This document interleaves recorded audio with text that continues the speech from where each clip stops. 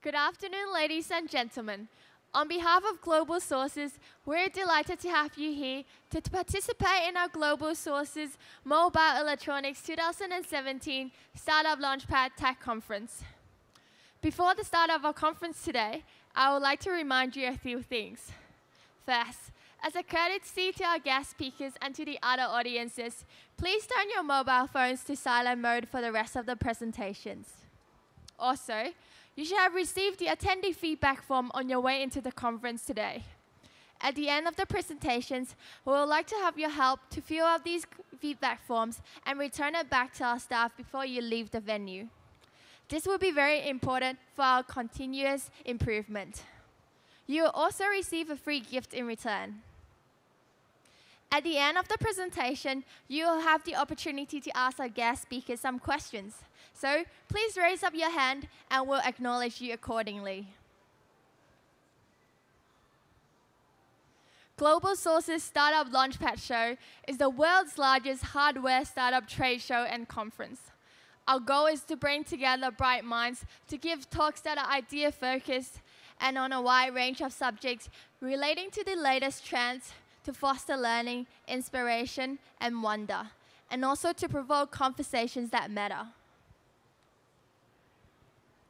Our theme for the last day of conference is VR, AR, and MR. Besides this, sourcing experts will also share their tips and best practices for sourcing related products and solutions.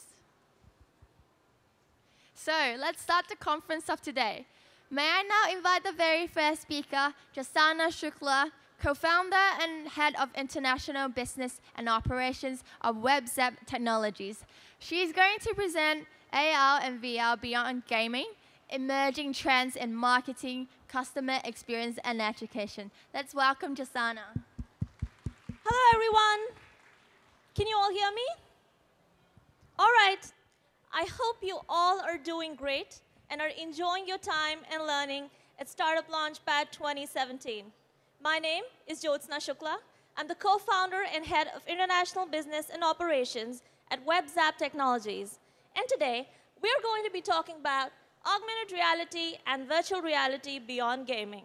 We're going to discuss how AR and VR are changing trends and turning the tables in the fields of marketing, customer experience, and education. Before we begin our presentation today, I'd like to take a couple of minutes to introduce my company, WebZap Technologies, to you all. We're a provider of IT consulting and technology solutions for medium to small-sized businesses. Over the past 5 years of our existence, we've catered to the tech needs of around 280 businesses in 9 countries across the globe. We offer solutions that are efficient, effective, and affordable.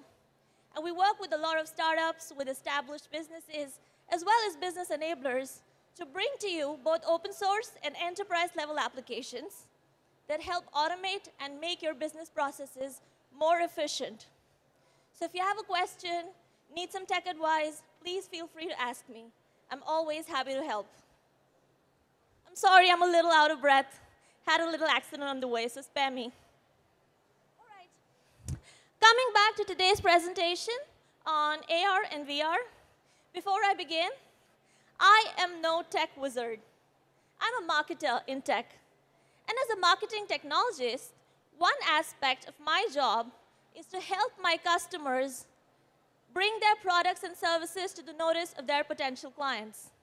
So basically what I do is I take whatever my clients create and help the world understand how it's going to be useful for them. And this is best done through the use of stories that your customers can relate to. Your product may be anything. You may be selling a mobile application that helps people manage their expenses better and save more money. A GPS-based safety tracker for children and pets. Or a soft toy pillow that helps pregnant women sleep better by supporting their bellies. But the real worth of your product is decided by the fact that whether customers are aware that it exists in the market and whether they know how it's going to be useful for them. That is, how it's going to fit into their lives and make their lives better. So I completely agree that the internet revolution and social media platforms make our work much easier than that of marketers from previous generations.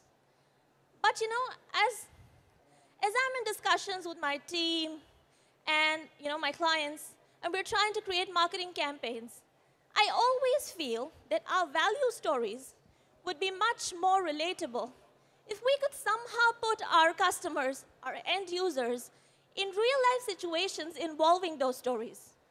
So I have a client, and he runs an online business where he sells holiday packages to some of the most exotic destinations in the world. And we were working on a marketing campaign for him for his tour package to Maldives. Maldives is a beautiful place. And I told my team, the ideal way to do this is to put all of this guy's customers in a room for 1 minute. A room that has the air of Maldives, the smell of Maldives, and the beaches of Maldives.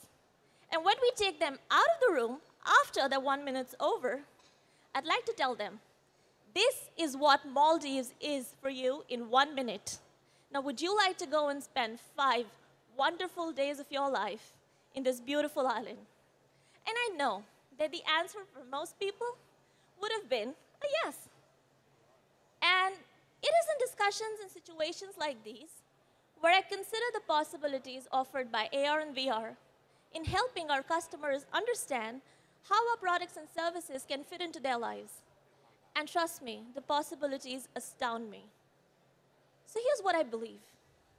No matter what you're selling, the intelligent use of altered reality, as we could call it, into your marketing strategy is a great way to up-level it. Now, what I've often noticed is that people often use the terms AR and VR interchangeably and confuse them in a lot of places. I feel that as marketers and business owners of the digital age, it's not only important for us to understand the difference in the experiences offered by these technologies, but also the blurring line between their application and how we're steadily and constantly moving across this continuum from reality to virtuality and everything in between. So AR and VR are definitely here to stay.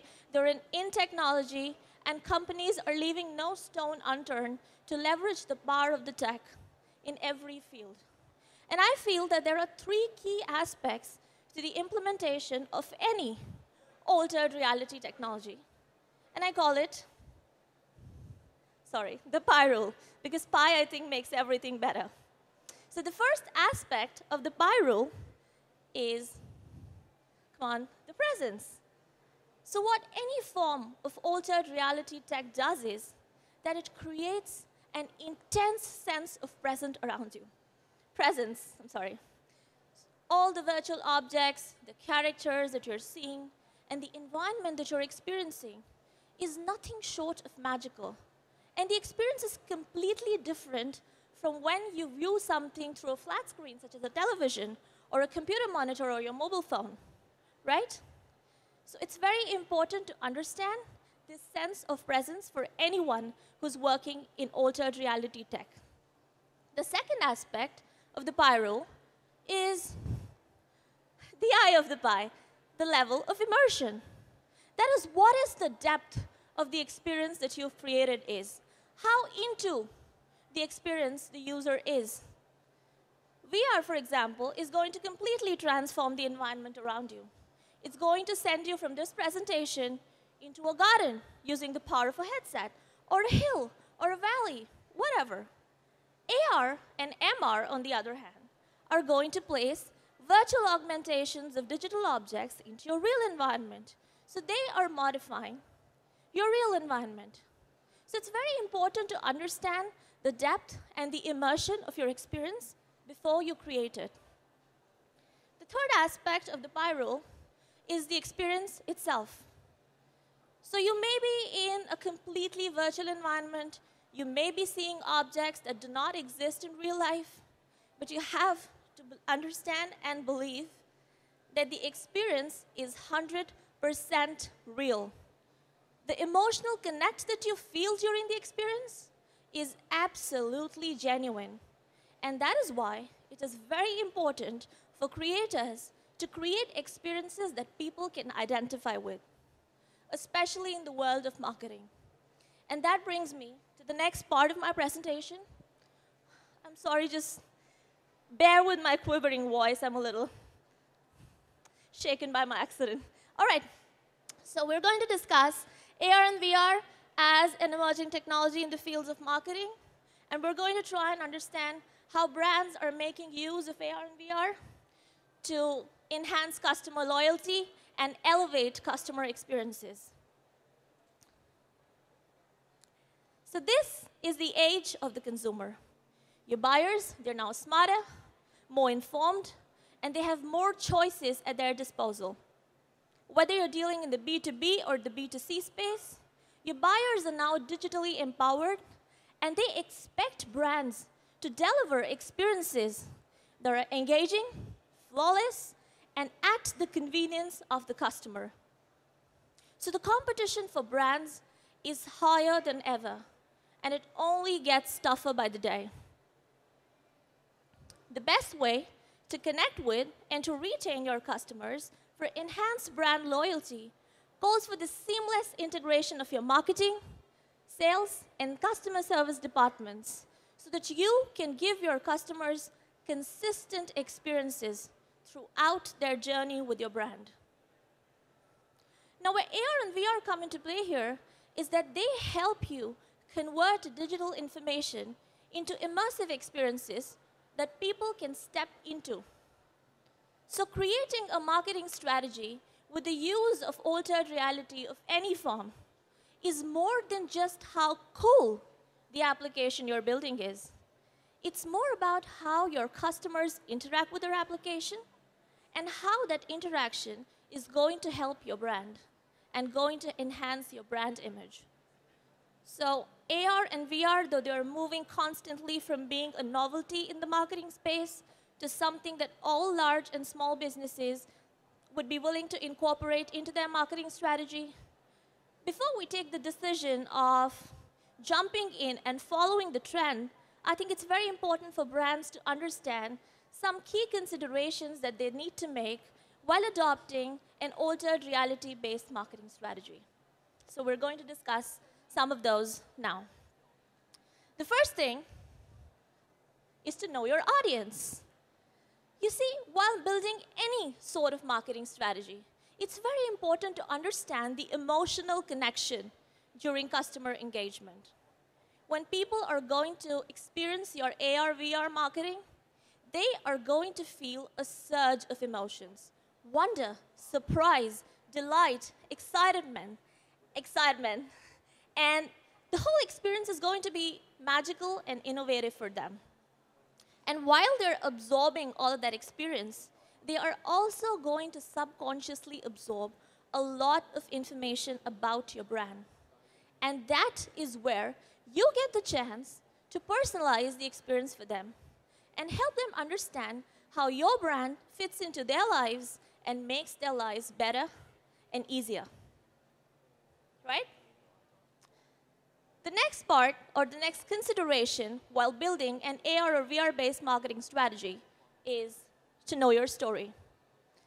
The value story that we create around our products and services are going to define what kind of altered reality experience we're going to adopt to tell that story. So if you're a hotel owner and you want to show people how nice your hotel is and you want to invite them to spend their holidays at your place, then a 360 video is going to work best for you. You can show them your interiors, your decor, how spick and span your rooms are, etc., etc. On the other hand, if let's say you're a makeup brand, and a lot of popular makeup brands have done this, you can give them an augmented reality-based application where they can virtually try on your products before actually buying them. So knowing what you're going to create is going to make all the difference to the story and to its implementation. Moving on, understanding immersion and length. How much is too much? So the length of your VR experience is going to depend upon a number of factors. For example, where the experience is happening. If you're, for example, in a trade show, then what people want to do is they want to come to your booth, look at what you've got for them, experience it, move on, and see what the other exhibitors have. So in this case, it's best to keep the length of your experience short and the experience to be precise. The other thing about this is the eye of the pie, that is the immersion. Understanding what level of depth you're creating in the experience is very important because you want the experience to be engaging and exciting for your customers. You don't want to overwhelm them. You don't want to send them on a vomit train. So understanding immersion is very important. I'll tell you something. I've been seeing this very popular chocolate advertisement lately, and it's a very nice advertisement. It has a girl who's sitting inside a house eating a bar of chocolate, a bar of luxurious chocolate, right? And each time she takes a bite, she imagines herself to be in a different place. So she takes one bite, one imagination, one place. Second bite, so on and so forth. Let's try and do this in a VR experience, and let's say in a public promotion. What you're going to do is, you're going to sit your customer down, give them a bar of chocolate, put a headset over their eyes, and each time they take a bite, you're going to switch the virtual location that they're seeing. And remember, this is a very real-looking experience, okay? Let's do this for someone who eats very fast. So you give them a bar of chocolate, they take a bite, one location, second location, third location, fourth location. Fast, fast, fast, fast, fast. Imagine doing this for 8 to 10 bites of that chocolate bar and 8 to 10 very, very quick switches in their location. By the time you take that headset off, your customer is going to be giddy and pukey in all probability because they would be overwhelmed. And that's definitely something we don't want. Do we? No. I'm sure not. Let's do this for someone else who eats very slow, let's say. Okay? Give them a bar of chocolate, they're going to take a bite. One location. Second location. Third location. On and slow and boring. Not only for them, but also for you in your own experience. Again, something that you don't want. Though these examples are very hypothetical and none of this has ever happened, the reason why I'm telling you this, it's very important for us as creators, marketers, and business owners to understand that you want your AR and VR experience to be engaging and exciting. You don't want to overwhelm your customers, nor do you want to give them an overdose of tech and gimmick. What you want to give them is an experience that stays with them even after it's over. And you want them to remember you in a positive way. You don't want to be remembered as the brand that makes people pukey or giddy or bored. You want to be remembered for who you are and what you do. So that's why understanding immersion, length, and the level of gimmickiness in your experience is very important. The next part is the choice of hardware. So there are a number of factors that are going to influence the choice of hardware. The first, obviously, being the price factor. The second is going to be the depth of the experience that you've created. So for example, if you want to show your customers a 360 video, then Google Cardboard or Samsung Gear VR is going to work best. But if you want to show them an experience that's more in-depth or requires more control and more powerful hardware, such as that in a computer, then you may want to use an HTC Vive or an Oculus Rift that can connect to a computer. Another factor that not many people think of, but is important, especially in experiences that are taking place in a public gathering, such as a trade show, is the hygiene factor. I think about it, and so do a lot of your customers. You know, when you're in a trade show, if not thousands, then hundreds of people are going to stick their faces into the same headset. And after a while, especially if you're using a cardboard-based headset, it has a tendency to gather makeup and oil and sweat stains from people's faces. And what that's going to do is, it may create a reluctance in people who are coming on later to view your experience when the headset's already dirty. So what that is going to cause is it may deter your potential buyers from experiencing what you've got for them. So I think it's best when you're doing so many things, putting in so much effort, it's okay to have something that can be cleaned off with an antibacterial wipe or something, because people today are hygiene conscious, and it's good to be. So yeah, hygiene is important. The next, but the most important part, this is the last one, is choosing the right technology partner to deliver your experience. You know, there are going to be two key teams involved in building your experience. One is going to be the marketing team that's creating your value story, and the second team is going to be the tech team, who's going to convert this value story into an experience. Now, whether these teams are internal or if you've hired them externally, it's very important for a proper collaboration to happen between them so that your idea gets implemented perfectly the way you want it to be implemented. Because creating a marketing strategy, it goes beyond the wow factor. The best kind of marketing is one that grabs attention, takes your brand all over the place, and provokes thoughts in your customers. AR and VR experiences have the power to make your customers connect with your brands better, for enhanced brand loyalty, and they are going to present the key value propositions of your brand to your customers across the entire customer lifecycle. So definitely an in thing in marketing, but you have to take care of these factors before you adopt any altered reality-based strategy. Do you want me to go back? All right. Okay. So, and marketing is not the only field that AR and VR are changing. Education is another major field where we are seeing breakthroughs based on altered reality. Just like any other field of our lives, I think education has also not remained untouched by the use of technology. We are rapidly seeing whiteboards and blackboards giving away to smart classrooms. We're seeing student information systems, learning management systems, and a lot of nice high-end software being adopted in the educational area. And it's changing the way education is delivered at all levels, right from schools to colleges to corporates and industrial environments. Altered reality tech has also made its way into the classroom, and it delivers experiences that help students connect better with the topics that they're being taught. So whether you're in a history lesson where your teacher is talking to you about, say, the Civil War, and you're able to see a virtual environment of what the war was like, obviously not the fighting, but what the situation was like and what was happening, I think it helps students connect better with history.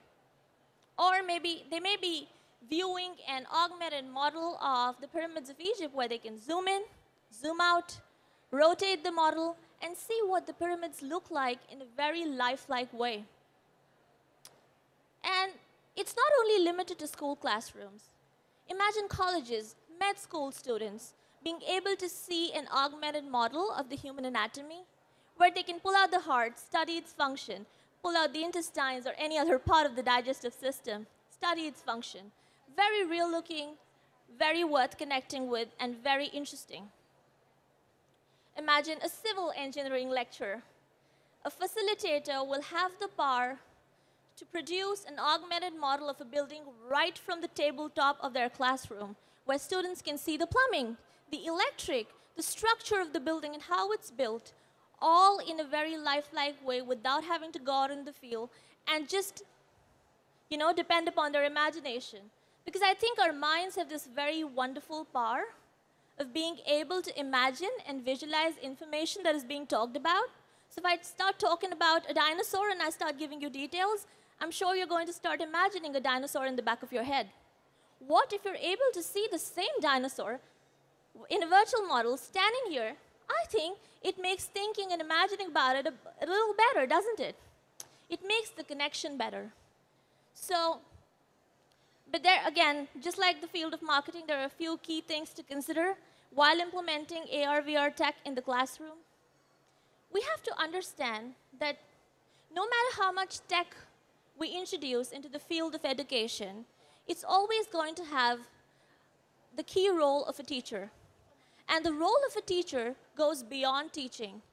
They are not only teaching students, they're also trying to balance attention between, the personal attention that they give to each student in the classroom and the general attention in the whole classroom. And they're also trying to make use of the tech at the same time. So it's very important to have a train the trainer program before introducing any kind of tech into the classroom. That's very important. I'm sorry, I missed playing the slides. So if you want to take a look, it just says what I said.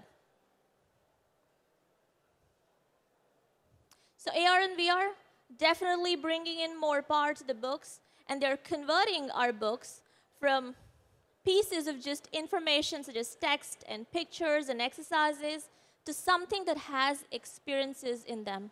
Experiences that are lovely and interactive for your students.